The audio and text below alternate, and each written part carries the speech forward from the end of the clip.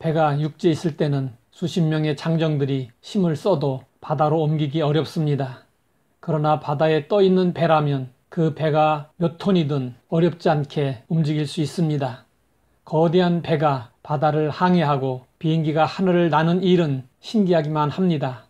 이는 모두 자연의 원리를 이용한 것입니다. 원리를 알면 어려워 보이는 일도 쉽게 해결할 수 있습니다. 신앙 세계에도 원리가 작동하고 있습니다. 예수님은 과부와 재판장의 비유로 기도의 원리를 가르쳐 주셨습니다. 예수님께서 가르쳐 주신 기도의 첫 번째 원리는 항상 기도하라는 것입니다. 성경은 고아와 과부와 나그네를 특별 보호 대상으로 규정하고 있습니다. 왜냐하면 이들은 사회적으로 약자이고 관심과 도움이 필요한 자들이기 때문입니다.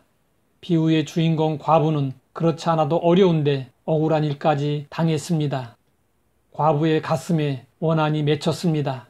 그 원한을 풀고자 한 재판관을 찾아갔습니다. 그런데 그 재판관은 하나님을 두려워 아니하고 사람을 무시하는 불의한 사람이었습니다. 그는 과부의 억울한 사정을 듣고도 전혀 상관하지 않았습니다. 불의한 재판관의 태도에 과부는 낙심이 되었습니다. 그러나 과부는 달리 방법이 없었습니다. 과부는 온갖 멸시천대도 불구하고 계속해서 불의한 재판관을 찾아갔습니다.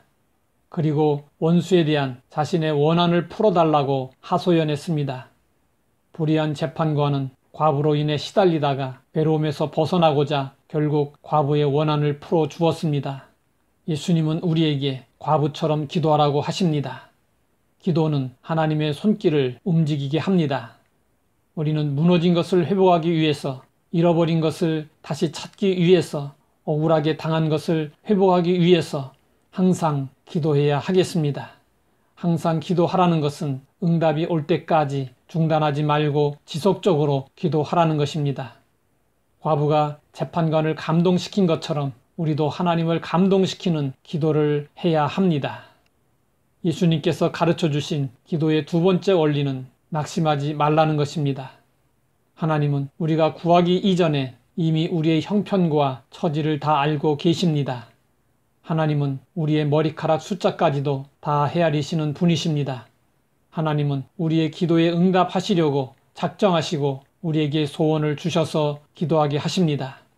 그럼에도 불구하고 하나님이 우리의 기도에 즉시 응답하지 않으실 때가 있습니다. 여기에는 분명한 하나님의 의도가 있습니다. 그것은 문제를 통해서 우리로 하여금 주님을 더 의지하도록 하려는 것입니다. 기도가 응답되지 않아서 오래 기도하면 어떤 일이 일어날까요? 기도는 어느새 습관이 되고 숨을 쉬는 것처럼 자연스러운 일상이 됩니다. 기도 응답이 늦어지는 데에는 우리를 향하신 하나님의 선하신 뜻과 계획이 있습니다.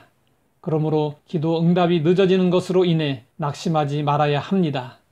성도들의 기도는 향과 같이 하나님 앞으로 올라갑니다. 버려지는 기도는 하나도 없습니다. 때가 되면 하나님께서 반드시 응답하십니다. 문제는 하나님께 있는 것이 아니라 사람들이 인내하지 못하는 데 있습니다. 우리는 예수님의 비유의 결론을 기억해야 합니다. 인자가 올 때에 세상에서 믿음을 보겠느냐?